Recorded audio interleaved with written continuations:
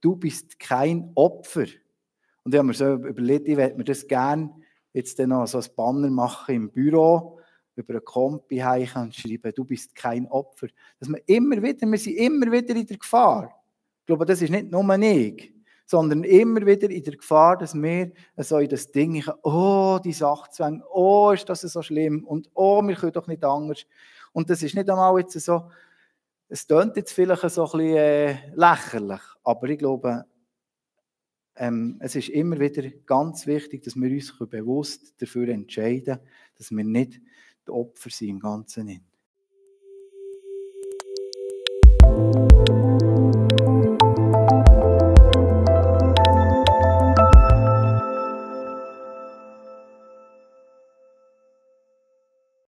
Aufgehen und Frucht bringen. Ich danke dir, dass du da bist. Amen.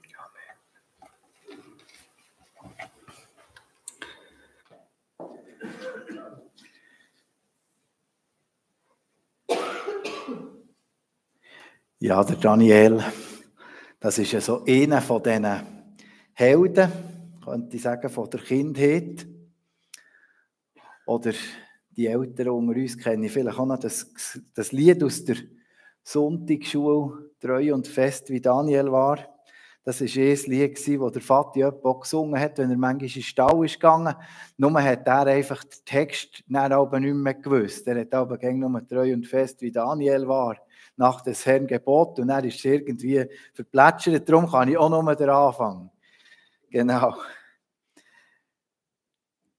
Der Daniel, unerschütterlich, egal was wird kommen. Das ist so ein bisschen das Überthema, das wir über die ganze Kampagne, über die ganze Predigtreihe gestellt haben. Und wir werden so ein bisschen in 4 Gottesdiensten anschauen, was ist von Daniel her Themen. Und nachher ist ja die ganze Geschichte mit dieser Endzeit, mit dieser Endzeitprophetie und alles zusammen, was dann noch drinnen vorkommt, wo der Daniel ja auch grosse Sachen hat gesehen.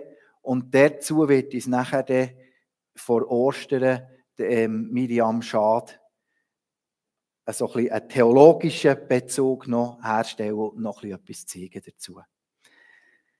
Ja, als ich diesen Text gelesen habe, ist so etwas neben dem Vertrauen, was so ein bisschen das Überthema ist, glaube ich, Vertrauen hat etwas mit Treue zu tun. Vertrauen hat etwas mit Treue zu tun. Jetzt kannst du mal das Bild einblenden. Das sind Reliefs von Babylon. Also das sind Reliefs, die man dort in dieser Gegend ausgegraben hat, zum Teil noch assyrisch oder babylonisch. Und das Thema Treue, könnte man jetzt sagen, ja gut, auf Daniel bezogen, Vertrauen, treu bleiben, dran haben. Aber Treue hat eben da noch einen anderen Bezug. Es geht um eine Bundestreue. Und darum habe ich das Bild zum Thema Treue gewählt, weil es hier, sehen wir auf der rechten Seite, es ist natürlich so ein bisschen Farbe in Farbe, Ton in Ton, aber hier auf der rechten Seite sehen wir den König auf dem Thron und da seine Leute, die da die Gefangenen bringen und die tun sich da verbeugen, das sieht man da, sie kommen vor einem König und beugen sich da. Ja, was hat jetzt das mit Treue zu tun? Es geht eben, wie ich gesehen habe, um Bundestreue. Und wenn wir das Buch Daniel lesen, eben, das heisst, der König von Babylon hat Jerusalem zerstört. Kurz und knapp. Beim Jeremia sehen wir, der Prophet Jeremia tut noch so ein bisschen eine weitere geschichtliche Zusammenhänge weitergeben. Und er sieht eigentlich, wer ist untreu gewesen im Ganzen Innen? Es war ja das Volk gewesen. Das Volk hat sich von Gott abgewendet. Das Volk hat sich vom Bund abgewendet. Und ich werde euch bei Gelegenheit mal, oder wenn ihr mal Zeit habt, einladen, tut mal im ersten Buch Mose, im Kapitel 15, lesen, wie Gott einen Bund geschlossen hat mit dem Abraham. Wie Gott den Bund geschlossen hat mit dem Abraham. Es wird dort nämlich beschrieben, dass Gott den Abraham aufgefordert hat, dass er Tierchen nimmt und dass er die längs verhauen, verschiedene Tierchen, und dass er dann so eine Allee macht mit diesen Tierchen. Und nachher hat er gewartet. Und das ist genau der gleiche Bund, wo wahrscheinlich der Nebukadnezar, der König von Babylon, auch mit dem König von Israel gemacht hat. Das war so die Art vom Bund, wo der König, wo der siegreiche König mit dem Besiegten gemacht hat. Ein Bund, wo man da so eine Allee macht mit Tierchen, die man aufhält, und nachher muss der Untergebene durchlaufen. Ja, was soll das Ganze? Ein bisschen komisch, he? Beim Abraham heisst es, er hat das aufgelegt, er hat das parat gemacht und nachher ist nichts passiert. Er musste die Vögel verscheuchen die ganze Zeit und irgendwann ist ein rauchender Ofen gekommen, wo Gott selber durch die Tierchen durch sind. Und das ist eben das Wunderbare, wo anders ist. Also es ist nicht der Abraham, der durch die Tierchen durchgehen. Und Gott, der gesagt, wehe, wenn du den Bund brichst und wenn du untreu wirst, dann passiert genau das mit dir, sondern Gott selber hat für Abraham das Bundeszeichen erfüllt. Also schon da ein Hinweis auf das, was kommt. Und darum ist bei den Juden auch die Beschneidung, das ist eigentlich so, dass die Erinnerung an das Bundschneiden, an das, dass man da etwas ganz Kleines vom Körper abhauen, als Erinnerung, dass man eben Gott mit uns einen Bund oder mit dem Volk einen Bund geschlossen hat. Warum sage ich das? Weil das hier in diesem Kontext ganz wichtig ist, dass wir das wissen. So hat der Nebukadnezar mit dem jüdischen Volk, das Nordreich ist ja schon deportiert worden, die Assyrer haben das schon in die Verbannung geführt. Und jetzt ist noch das Südreich, Juda, Jerusalem, ist übrig geblieben. Und Gott hat gesagt, schaut, ihr seid nicht treu gewesen. Jetzt tut euch unter das Joch von Babylon beugen. Jetzt tut euch unter das Joch von Babylon beugen. Dann könnt ihr noch weiter in diesem Land leben. Dann geht es weiter mit eurer Stadt. Aber eben die Treue zu dem König von Babylon, die hat nicht lange gewährt. Es ist nämlich der von Ägypten stärker geworden. Und nachher hat man das Gefühl gehabt, jo, jetzt könnten wir da etwas taktieren, jetzt könnten wir da schauen und so und so. Und sie hat gemeint, sie können unabhängig werden. Und er ist der König von Babylon gekommen und hat das zerstört. Also Gott hat wie einen Ausweg schon geschaffen, hat schon wie einen Ausweg parat gehabt für das Volk, das untreu ist worden. Wenn sie wieder umkehren, wenn sie immer wieder umkehren und wieder zu Gott kommen, ich habe schon wieder eine Lösung, ich habe schon wieder einen Weg parat gemacht. Aber eben, man hat es nicht wollen und man hat es abgelehnt und jetzt werden die Freunde, der Daniel mit seinen Freunden, auf Babylon deportiert. Und es heißt ganz klar im Text, dass sie adlige Leute waren. Das waren von den Reichen. Und dann habe ich mir gedacht, ja, ist jetzt da der Daniel erst auf dem Weg auf Babylon zur Besinnung gekommen? Oh, das, was ich jetzt hier ertragen muss, das ist, weil unser Volk nicht treu war, weil wir nicht treu waren zu Gott, weil die Leute aus meinem Haus und so, die sind nicht treu gewesen und darum müssen wir jetzt auf das Babylon gehen. Ich glaube, so wie uns im Text der Daniel beschrieben ist, ist das nicht erst etwas, das ihm auf dem Weg auf babylonische Sinn kam. Ich glaube, dass der Daniel ein Teil von dieser Elite war, von dem königlichen Geschlecht oder von diesen Vornehmen, die schon mit Gott unterwegs war. Da bin ich ganz fest überzogen. Das ist nämlich etwas, was sich wie ein roter Faden durch das Leben von Daniel durchzieht. Er vertraut und das Vertrauen bewirkt Treue bei ihm. Er weicht nicht ab. Und ich habe mir überlegt, das ist eigentlich schon noch krass, wenn wir das also so, ja, wir haben eine Regierung, man könnte sagen, es sind 7 Bundesräte und vielleicht einer davon, der ist mit Gott unterwegs. Einer davon hält an Gott fest. Und trotzdem muss der mit Konsequenzen tragen an der Untreue, am Unvertrauen von allen anderen. Und dann komme ich so zum zweiten Punkt. Vertrauen auch in den Sachzwängen innen. Jetzt kannst du so das zweite Bild einblenden. Ein Sachzwang. Jetzt hier eine Detailaufnahme. Das sieht eigentlich noch so lieblich aus. Aber das sind eigentlich, ihr seht, die haben alle zusammen Säcke. Und der da hinten dran, der ist da hat etwas in der Hand. Also der treibt die auf Babylon. Daniel und seine Freunde, trotzdem, dass sie treu waren, trotzdem, dass sie Gott vertraut haben, sie sind in Sachen involviert, die sie nicht beeinflussen können. Sie sind Sachen unterworfen, die sie nicht gewählt haben, die sie nicht beeinflussen können. Und ich habe mich gefragt, ja, wie geht es uns, wenn wir treu sind und wenn wir im übertragenen Sinn jetzt auf Babylon deportiert werden?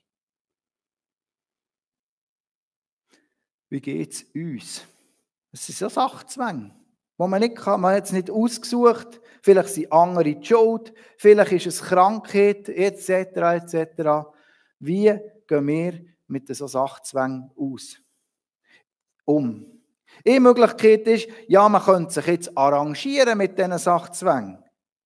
Man könnte sich arrangieren mit dieser Macht, die jetzt am Drücker ist. Man könnte sagen, ja gut, super, jetzt wenigstens der Wein und das Fleisch und alles zusammen, das nehmen wir jetzt. Wir machen mit.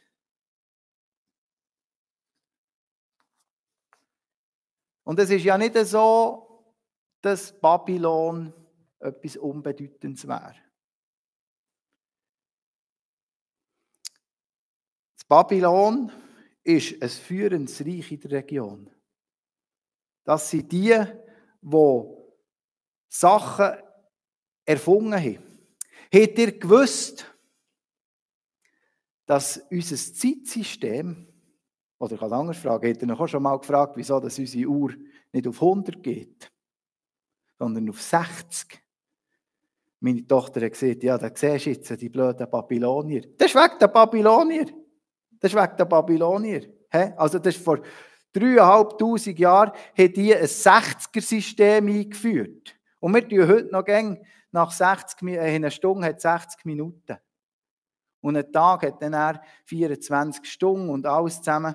Alles ein bisschen komisch. Aber das ist das Zahlensystem, das ist die Masseinheit der Babylonier.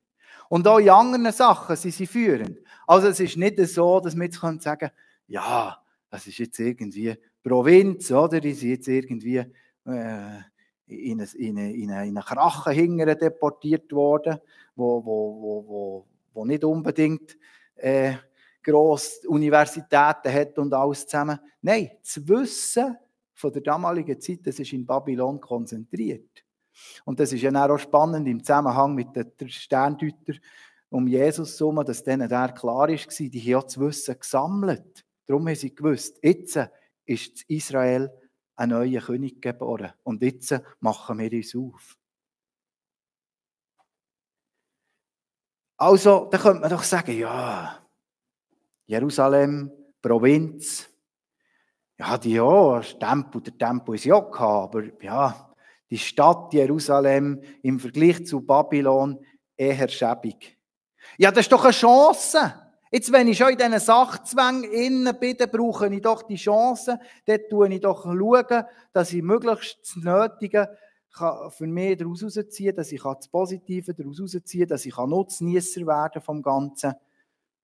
Und da ist mir etwas in den Sinn gekommen, es hat nach dem Zweiten Weltkrieg die Nürnberger Prozesse gegeben, wo man Leute hat verurteilt, die Nazi-Verbrechen begangen haben während dem Krieg, die geholfen Juden verfolgen, etc., etc. Und so viele Mal hat man während diesen Prozessen gehört, ja, wir waren eben selber die Opfer gewesen. Wir haben ja nicht anders können. Wir waren in einem System drin, wir haben nicht anders können. Schauen wir da drinnen, in dem Denken innen. Das ist nicht so locker, easy peasy gegangen. Ja, dann sage ich halt da meinem Kämmerer, soll mir etwas anderes bringen. Es ist, der König holt mir den Kopf ab, wenn er schlechter aussieht, als alle anderen jungen Männer. Also, das ist schon fast ein bisschen vergleichbar. Und da Rückgrat zu haben, trotz diesen Sachzwängen und herzustehen, sich nicht einfach in die Passivität zurückziehen und sagen, oh, ich bin halt so ein Armer, kann nichts machen. Da ist uns der Daniel wirklich ein Vorbild. Immer wieder einen Weg zu suchen, einen Unterschied zu machen.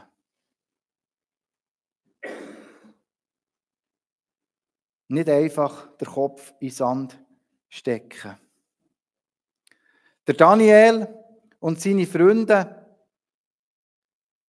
tun weder einfach resignieren, noch suchen sie den Vorteil.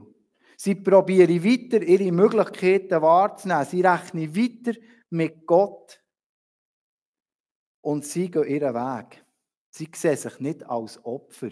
Und ich habe es eben jetzt noch nicht gemacht, ich muss jetzt das mal machen. Das ist eben jetzt so, die Jael hat vorhin gesehen, ja, er hat jetzt langsam ein Burnout. Im Ganzen, ja, es ist manchmal wirklich eine Herausforderung.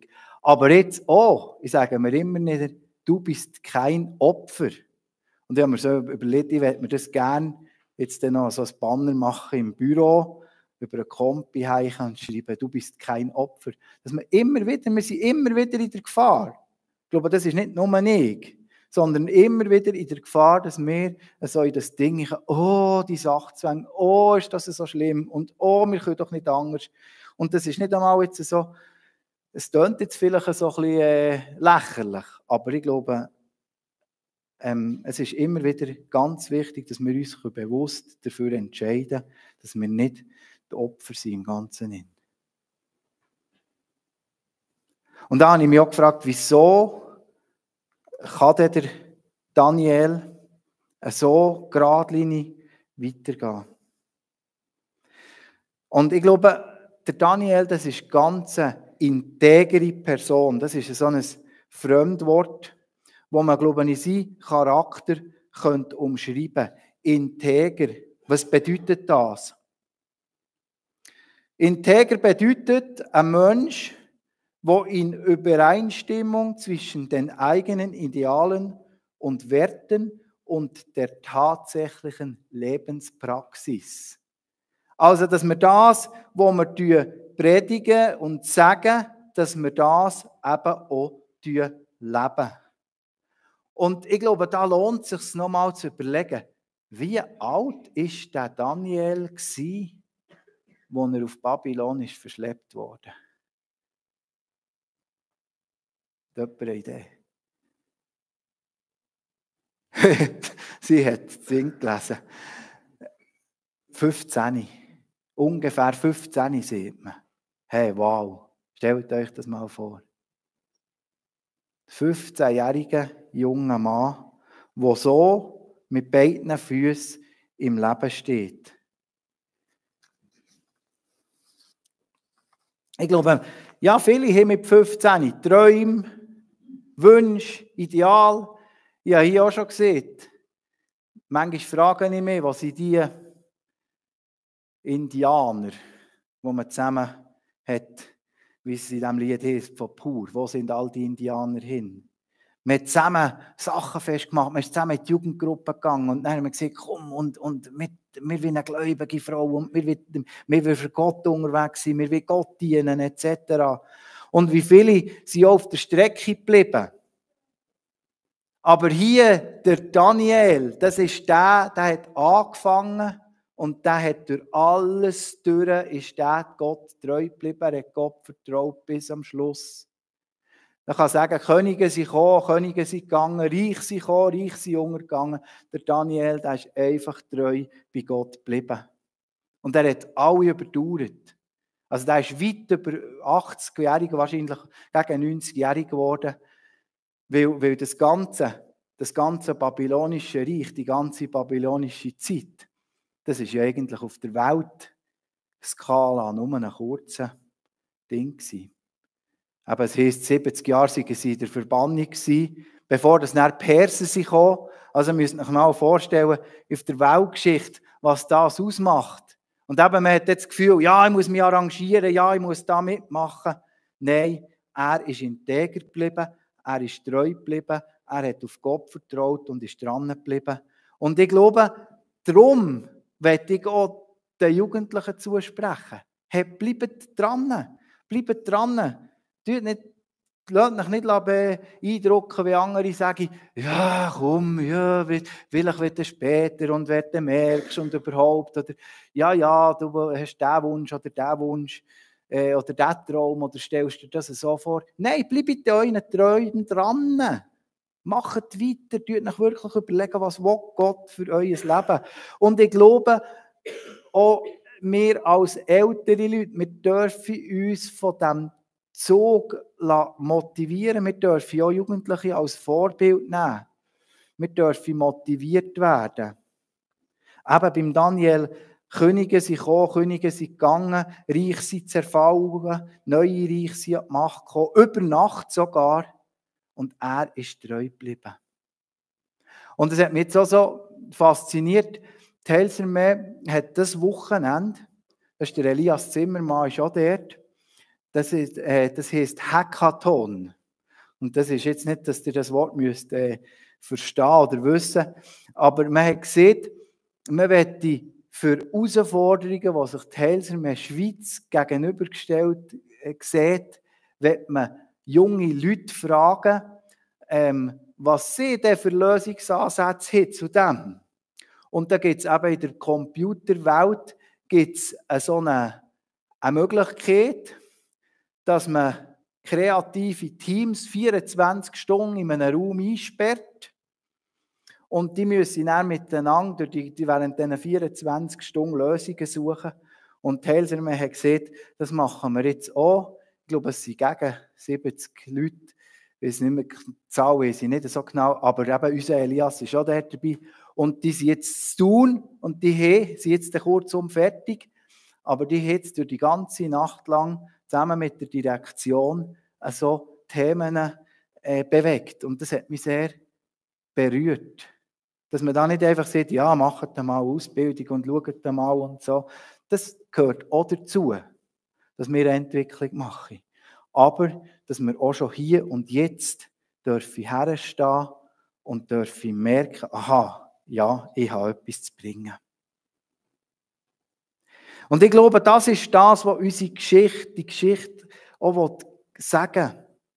Dass wir nicht nur Vertrauen leben, sondern dass wir an diesem Vertrauen auch festhalten. Und das Vertrauen bedeutet auch, dass wir unseren Gestaltungsraum wahrnehmen, dass wir mit Gott rechnen, dass wir mutig, eben aktiv vorwärts gehen.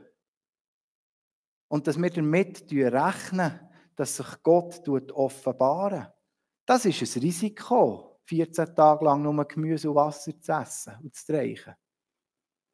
Aber Gott hat eingewirkt und er konnte sagen, schau, ja, wir haben einen Gott, der treu ist und ich will dem vertrauen.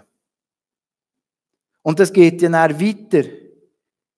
Jesus will uns Kreativität und Entschlossenheit schenken. Und dabei werden wir erfahren, wie Gott zu uns steht. So wird Gottes Reich in unserem Umfeld sichtbar. Amen.